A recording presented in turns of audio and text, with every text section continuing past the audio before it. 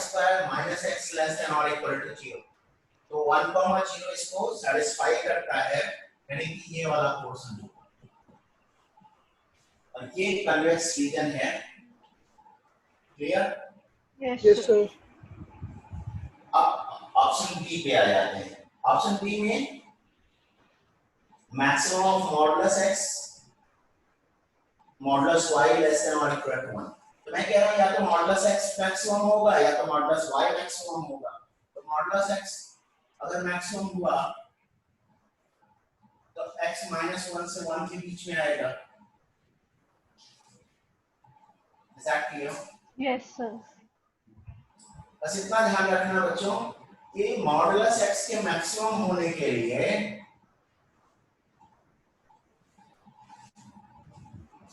x को इस portion में होना पड़ेगा। ओके? Yes sir. कुल मिला के जब इसको बनाओगे तो तुम्हें एक स्क्वायर और उसका इंटीरियर मिल जाएगा। इसको बना लेना जरूर। Yes sir. तो एक स्क्वायर और इसका इंटीरियर मिल जाएगा तुम्हें ऐसा कुछ।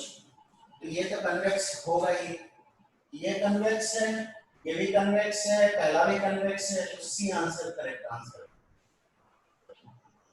Is it understood? Yes sir. Yes sir. Okay, आगे बढ़ते हैं। डी का 7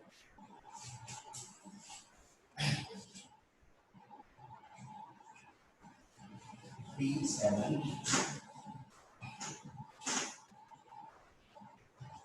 में दिया है cos b plus cos c यानी 2 cos b plus c by 2 cos b minus c by 2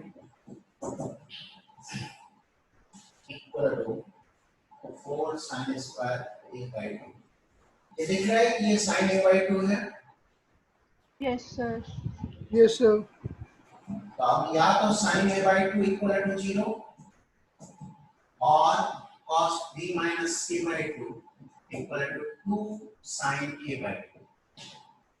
और मैं कह रहा हूं ये तो नहीं हो सकता।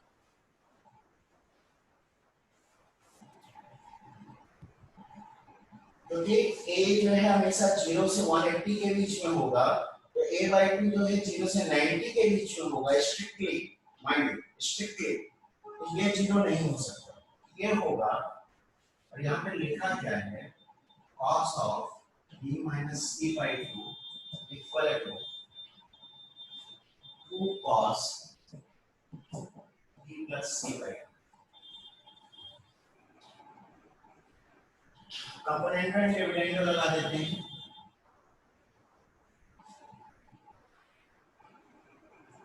cos b minus c by 2 by cos b plus c by 2 equal to 2 by 1। this minus this आ जाएगा 2 sin b by 2 sin c by 2। यहाँ से आएगा 2 cos b by 2 cos c by 2 equal to 2 minus 1 by 2 plus 1 and 1 by 3। ये हो गया tan b by 2 tan c by 2 equal to 1 by 3। Right? Half angle formula तो PhD में पढ़ा पाया था कि नहीं?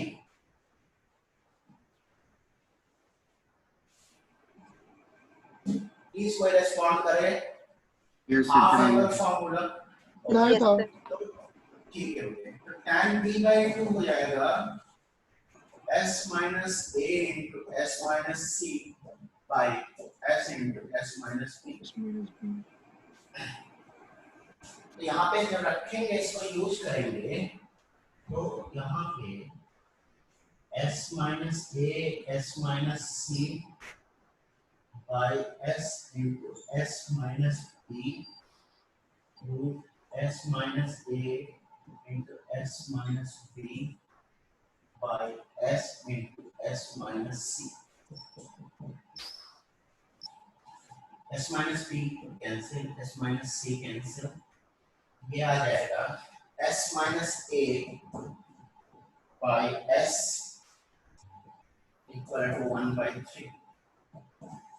ये कितना हो जाएगा 3s minus 3a equal to s, यानी कि 2s equal to 3a, यानी कि a plus b plus c equal to 3a, यानी b plus c equal to 2। देख लो बच्चों, b पार्ट तो हो ही है, Yes, sir. और अब जरा देखना b plus c ट्रायंगल बनाया नहीं। अच्छा BC फिक्स दिया हुआ है, ओके, फिक्स्ड बेस, ये B हो गया, ये C, this plus this length equal to 2 times of this length। ठीक है सर। इरेज हो जाएगा। Yes, sir. 9 an ellipse intersects the hyperbola is orthogonally। तो हाइपरबोला का √2 है क्या? Yes, sir.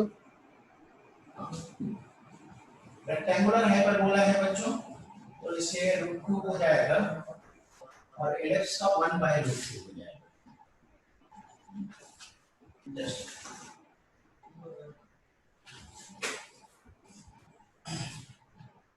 ऐसे क्वेश्चन जब भी आए तो हमेशा अपने लिए एक मतलब साइन स्कीम रखो। साइन स्कीम मतलब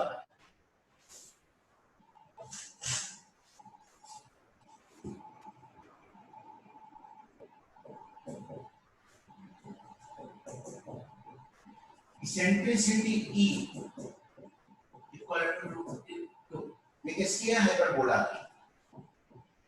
तो मैं बेसिकली अगर capital A capital B use कर रहा हूं तो वो हाइपरबोला के लिए यूज करूंगा, स्मॉल a स्मॉल b अगर यूज कर रहा हूं तो वो एलिप्स के लिए यूज करूंगा। मैं मतलब यही तरीका फॉलो करता हूं जिससे कि मेरे को बार-बार कंफ्यूजन ना आए। हाइपरबोला की सेंट्रिसिटी मैं कैपिटल E से डिनोट करना शुरू करता हूं और इलिप्स की सेंट्रिसिटी स्मॉल e से। हाइपरबोला थोड़ा हाइपर होता है ना, तो इसके लिए कैपिटल लेटर यूज कर लेते हैं और उसके लिए स्मॉल लेटर यूज कर लेते हैं इलिप्स के लिए। ओके, अब मान लेते हैं x² / a² + y² / b² = 1। ठीक है, तो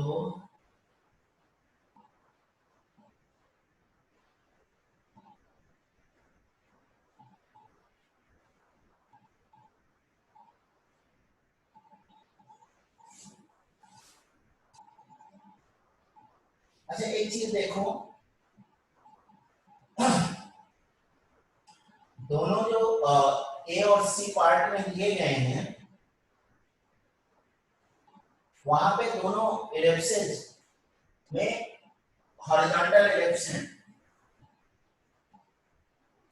तो मैं इस बात का फायदा उठा रहा हूं।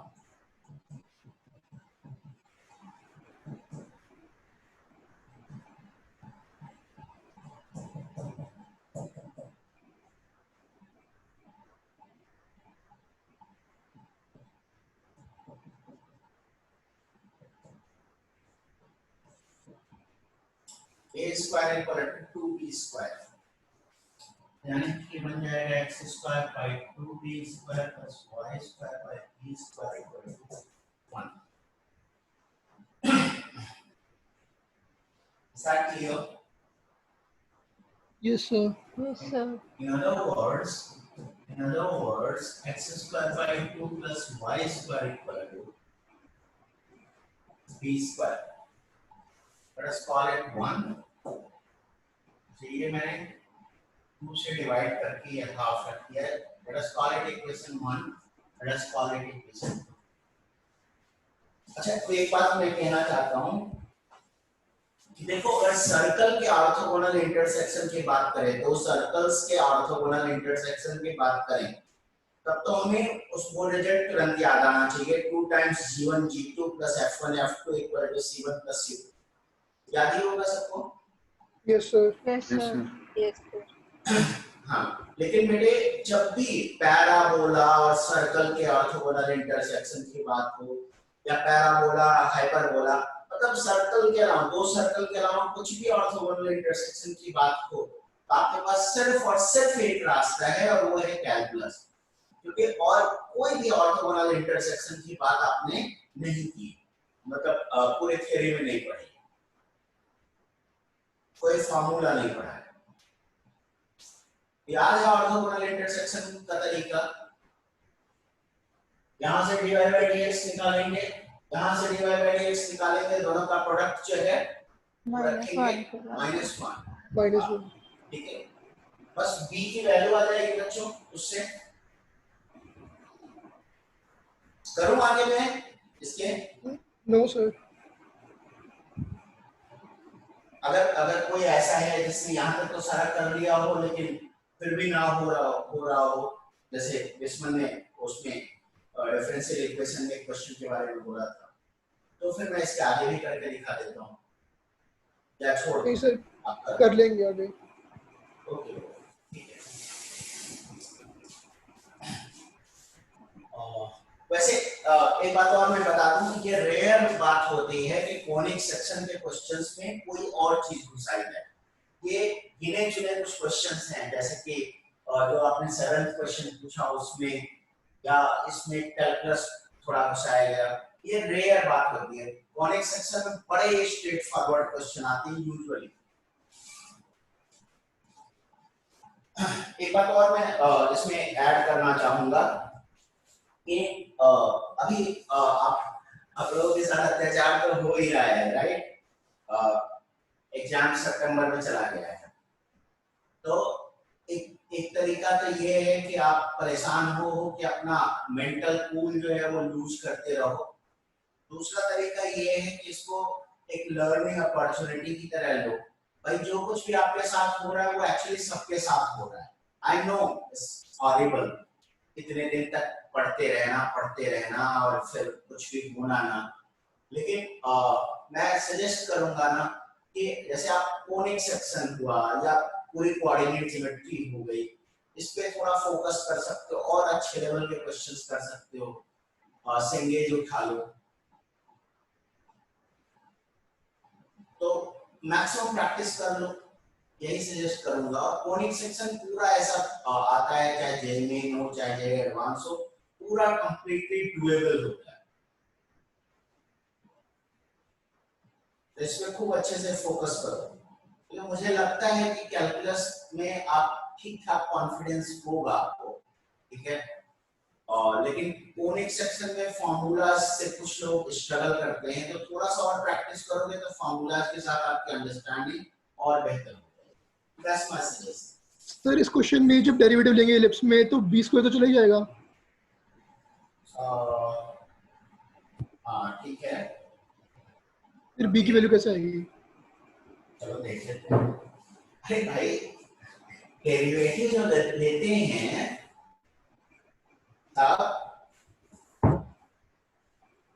डेरिवेटिव जो लेंगे उसमें x और y तो आएगा ना। हाँ जी।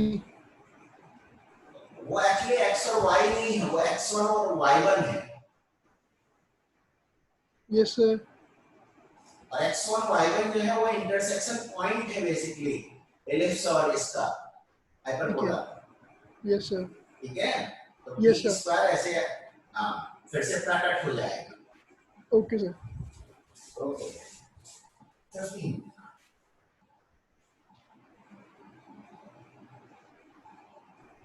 15 एक बहुत मेरे हिसाब से लेंदी क्वेश्चन है। अगर किसी को इसका कोई आसान तरीका मालूम हो तो बताना मुझे।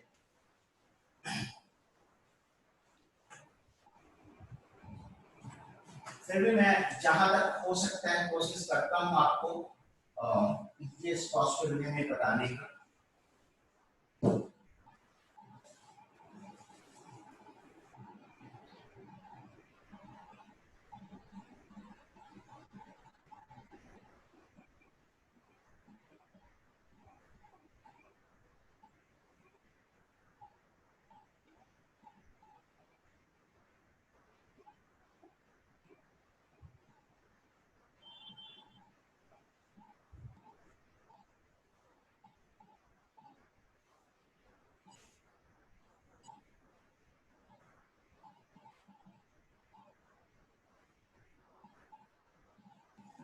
ये E1 है, ये E2 है,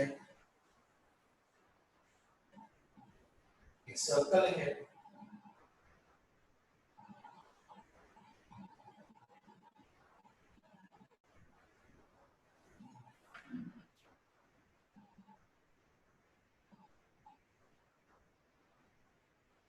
सर्कल ये है, उसका सेंटर है 0,1 और रेडियस है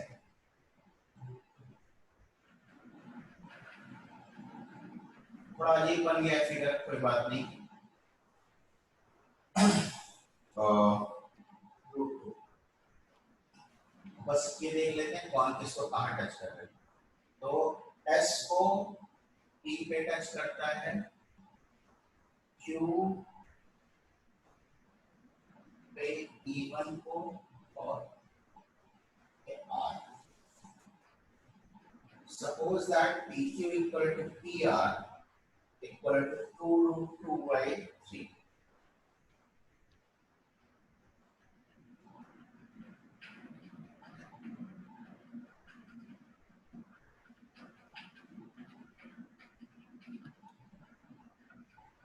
Okay.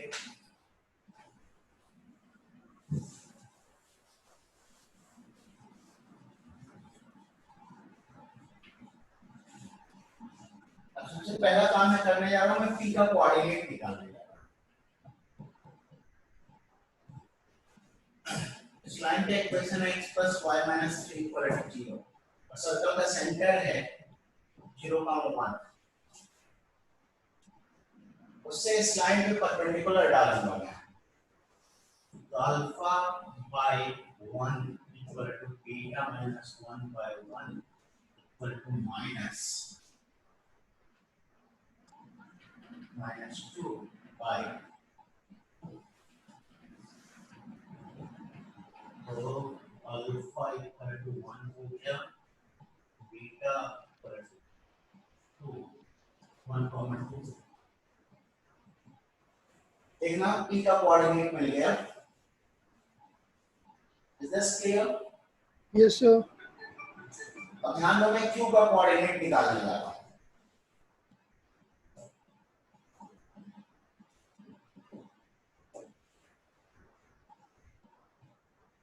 इस लाइन का इक्वेशन मैं लिख रहा हूँ,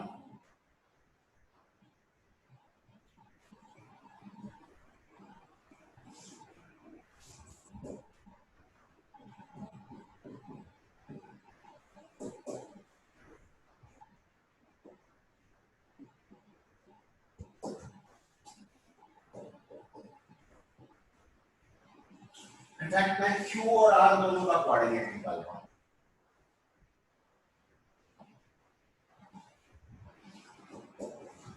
चेक करना, मैंने डिस्टेंस फॉर्म ऑफ लाइन लगा दिया है। P से डिस्टेंस जो है 2√2/3 है। Is this understood? Yes, sir. Yes, sir. X - 1 equal to minus plus, जो हो जाएगा 2/3 and y - 2 equal to plus minus 2/3, and that is going to give us 1 हो जाएगा 1/3, 2 plus 2/3, 8/3 and 5/3, minus 4/3.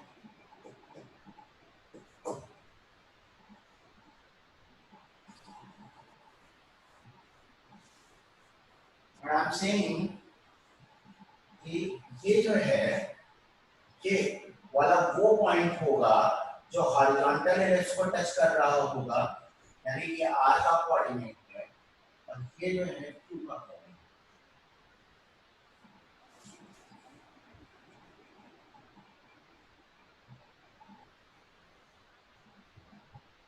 Is that clear? Yes, sir. Yes, sir. अब देखो बच्चों, हमें मान लो जैसे एलिप्स है, x square by a square plus y square by b square equal to 1। मान लो ये वाली लिमिट्स है। ये जो है 5/3, 4/3 से पास कर रहा है, तो 25 बाय, क्या इससे हमें b square by a square की वैल्यू मिल जाएगी क्या? नहीं सर, सर आप कंपेयर कर लो ना x1 बाई। अच्छा, अभी ये भी फैक्ट है कि x प्लस, हाँ y इक्वल टू, ठीक है, हाँ बिल्कुल ठीक है, एकदम सही कह रहे हो। r सॉरी क्यू पॉइंट पे ये टेंजेंट का इक्वेशन है, तो टेंजेंट का इक्वेशन लिख के इससे कंपेयर करके a और b की वैल्यूज निकाल सकते, right? Yes sir. Yes sir. बस खत्म हो जाएगी प्रॉब्लम तो इसके बाद सिर्फ मतलब मजदूरी का काम बचा है। हाँ लेकिन लेंथी क्वेश्चन है, काफी लेंथी, जानने से तो कम से कम 6-7 मिनट तो खा जाता है। आगे बढ़े? Yes sir. Yes sir. Yes sir. Okay बच्चों, चलते हैं सब्जेक्टिव पे चलें फिर। Yes sir. Yes sir. Okay, e 1 से 10 तक 9. Okay, e9 fine, up to 10 any other question? 11 to 20 14 13, 14. 13, 14, 18, 13 14 और कौन सा बोला 12. इसमें? 18 और 12, 18 18 ओके आंसर कर पड़ेगी। ना, चलो 9 12 13 14 18 और कुछ ऐड करना है इसमें बच्चों? No sir. No sir. Okay okay,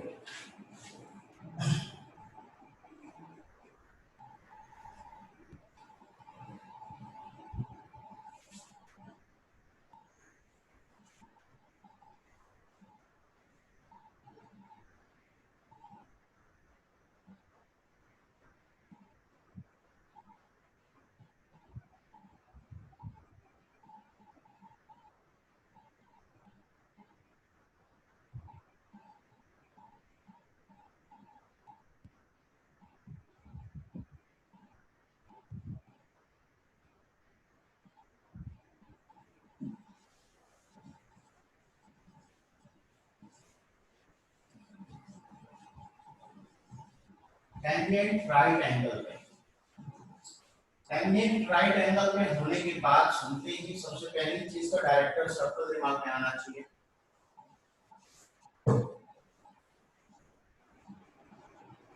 x square by 4 plus y square by 1 equal to 1। इस पे टेंजेंट का इक्वेशन होगा x by 2 cos theta plus y sin theta equal to 1। और ये मिल रहा है इस एलिप्स को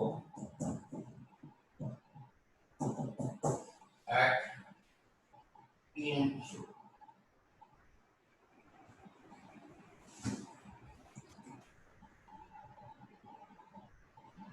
तो करना है P पे जो टेंजेंट होगा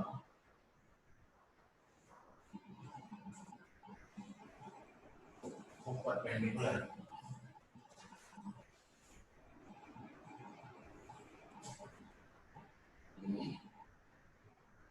यानी कि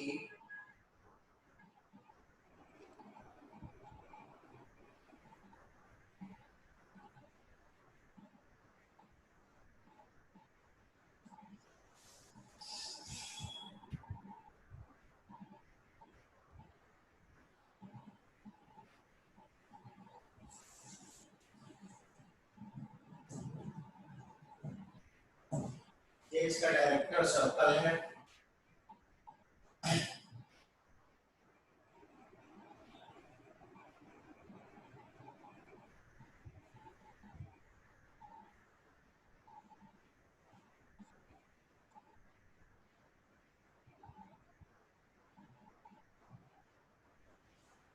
At the point of intersection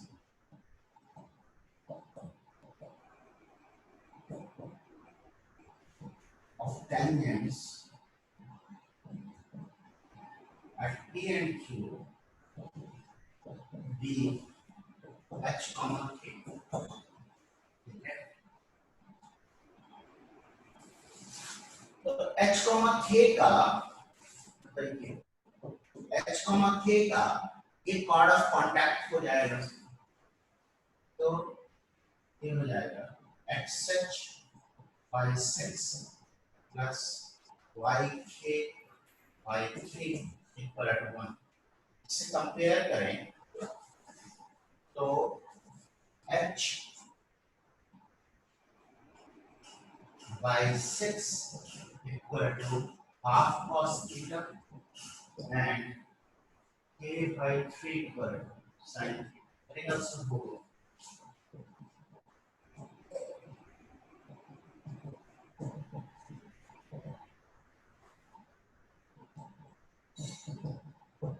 देखना बच्चों, यस सर। ये हमने प्रूव कर दिया बेसिकली कि जो इंटरसेक्शन पॉइंट है वो डायरेक्टर सर्कल पे लाई कर रहा है, और अगर इंटरसेक्शन पॉइंट जो है डायरेक्टर सर्कल पे लाई कर रहा है तो इनके बीच का एंगल 90 होगा।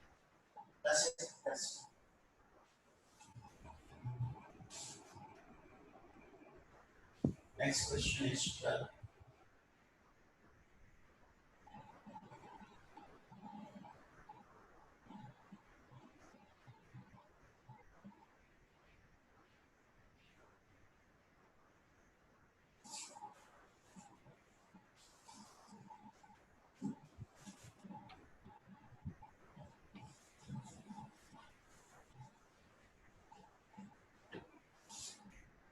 और इसको इरेज कर दूं?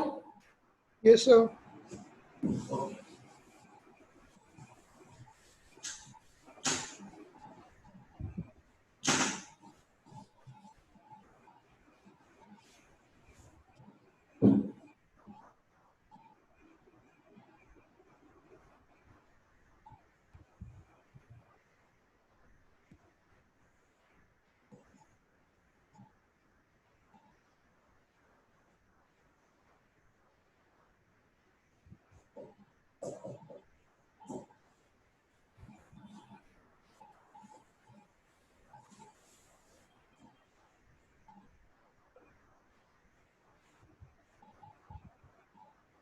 इस ट्रायंगल का एरिया, ओके। ये हो गया a cos theta comma b sin theta. ये लेंथ तो हमें इजीली मिल जाएगी।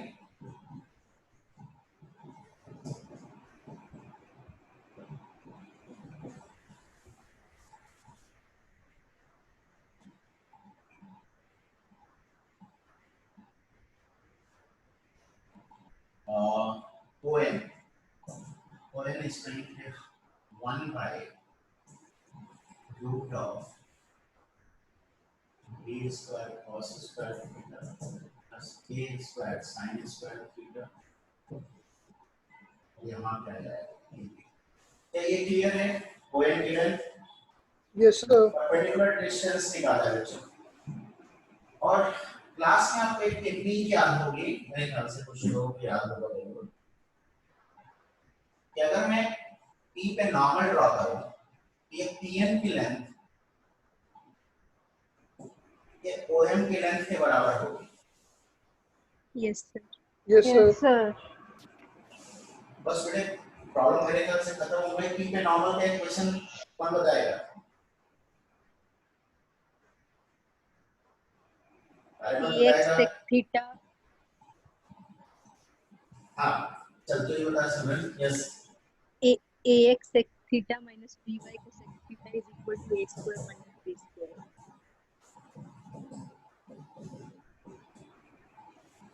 ठीक है, तो अब इस पे ओरिजिन से परपेंडिकुलर की लेंथ निकाल लो। क्या आ जाएगा? ये PN की लेंथ आ जाएगी, ये हो जाएगा a square minus b square by root of a square sec square theta plus b square cosec square।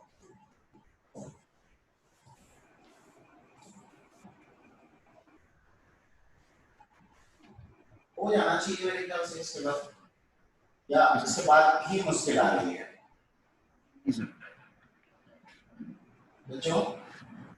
Yes sir. इसके बाद ही मुश्किल शुरू हो रही है, यहाँ तक कर लिया था आपने या? सॉरी यहाँ तक नहीं। देखते हैं, अगर देखो न्यूमरेटर में तो दोनों जगह सिंपल सी बात है, कांस्टेंट्स आ रहे हैं, right? Half of this into this होगा, और यानी कि हमें सिर्फ डिनोमिनेटर पे कंसंट्रेट करना है। This into this a square b square, this into this a square b square, यानी 2a square b square, area अगर a मान लें तो half of ab into a square minus b square by root of 2a square b square plus ये वाला जब इससे multiply होगा तो क्या आएगा बच्चों? b part 4 cot square theta. b square cot square theta ना, b part 4 cot square। B part 4 cot square theta, right? और यस सर। इससे आएगा a power 4 tan square theta. Yes sir. Yes sir. अब तो AMGM लग जाएगा बच्चों, yes right? Yes in दोनों टर्म्स पे AMGM लग जाएगा, ठीक है? लेकिन इन्होंने पूछा है coordinates of all the points, okay? That is a very important thing. देखो AMGM में इक्वालिटी कब होल्ड करेगी, उसके लिए थीटा के वैल्यू आपको निकाल लेना। करो इसके आगे में या खुद से ट्राई कर लोगे? नो ट्राई कर लेंगे सर। हाँ, मतलब मुझे लगता नहीं है कि अब दिक्कत आएगी, तो मुझे ऐसा लगता है कि tan theta equal to b square by a square आ जाएगा, tan ऐसा लग रहा है। tan theta b by a, tan theta b by a आ रहा है tan sir. Okay, tan theta b by a आ जा रहा है, तो आसानी बन गया। तो Yes, sir. sin थीटा और cos थीटा की वैल्यू हो जाएगी b by root a square plus b square. और एक बात तो क्लियर है कि एक पोजीशन अगर तुम्हें मिल गई यहाँ पे, ऐसी 4 पोजीशंस होंगी। Yes sir. यस ये सर। बात क्लियर यस है? सर। हाँ, Yes, यहाँ sir. पे भी होगी, इसके इधर भी होगी और इधर भी होगी, तो 4 पोजीशंस मिल जाएंगी बच्चों। नेक्स्ट क्वेश्चन पे चलते हैं, 13।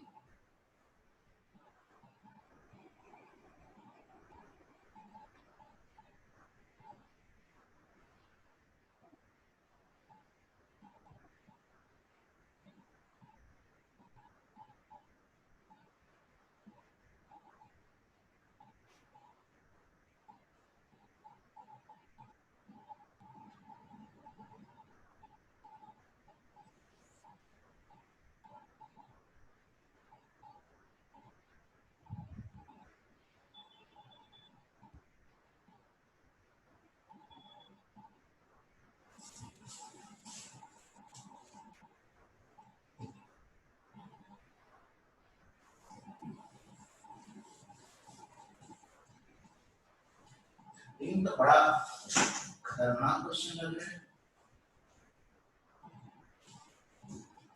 बहुत सारी कहानी कह दी। चलो देखते हैं। सर्कल है,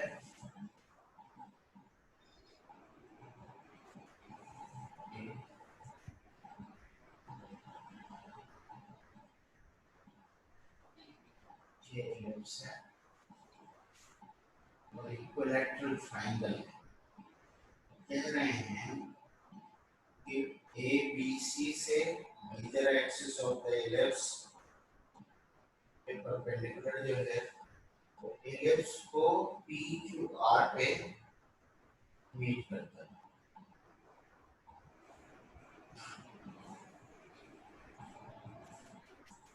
Prove that normals to the ellipse drawn at the points P, Q and R are concurrent.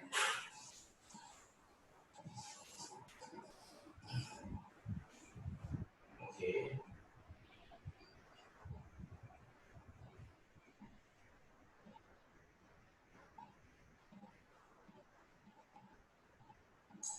अच्छा, कुछ सजेस्ट करोगे कैसे मैं फिगर बनाऊं जिससे कि ये जो सेम साइड वाली बात कह रहे हैं वो फुलफिल हो जाए। Anybody? 2 पॉइंट्स ऊपर ले लो, 1 पॉइंट नीचे ले लो। ओके, मान लो यहाँ पे ले लिया, यहाँ पे ले लिया और एक यहाँ पे ले लिया। ओके, रिस्पेक्ट में वो सेम साइड को सिमेट्री खत्म कर देते हैं। हाँ हाँ, फिर ये ABC है, ABC है, ओके, ABC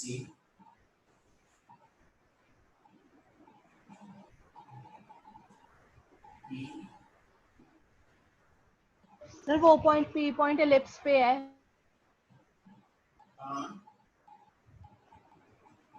ये ABC इक्विलैटरल ट्रायंगल के वर्टिसेस हैं। PQR एलिप्स पे है। PQR एलिप्स पे है। ओके, अच्छा, okay, yes sir. PQR ellipse, okay, कुछ ऐसा, ये ऐसा ऐसा। Is this the question? सही? सर C पे भी सर वो नीचे नहीं होगा R, हाँ? जो आपने R मार्क किया है वो आपने ऊपर मार्क कर दिया ना, नीचे मार्क कर दो फिर सेम साइड। तो कहाँ सेम साइड करेंगे? तो मैं यहाँ पे मार्क कर दूंगा। Yes sir. नहीं बेटा, ये यही मीनिंग है, ठीक है? मीनिंग यही, ओके, ठीक है, ओके। ना P, Q और R पे, अच्छा बेटा, ठीक है, हो गया।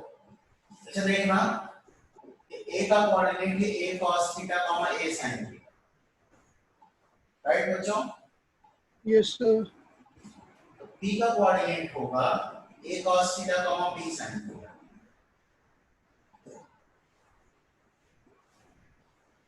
Auxiliary circle, Yes, sir. Yes, sir. ठीक है बच्चों? अब अच्छा देखना, एक जो नेक्स्ट हिंट में दे रहा हूँ उसके बाद तुम्हें भी समझ में आ जाएगा कि अब क्वेश्चन में मेरे करने के लिए कुछ नहीं।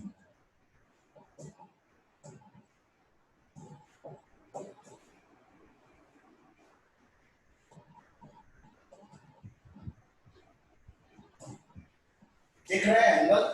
ये Yes, sir. Coordinate? Yes sir. Yes, sir. मैं कह रहा हूँ बस खत्म हो गया काम।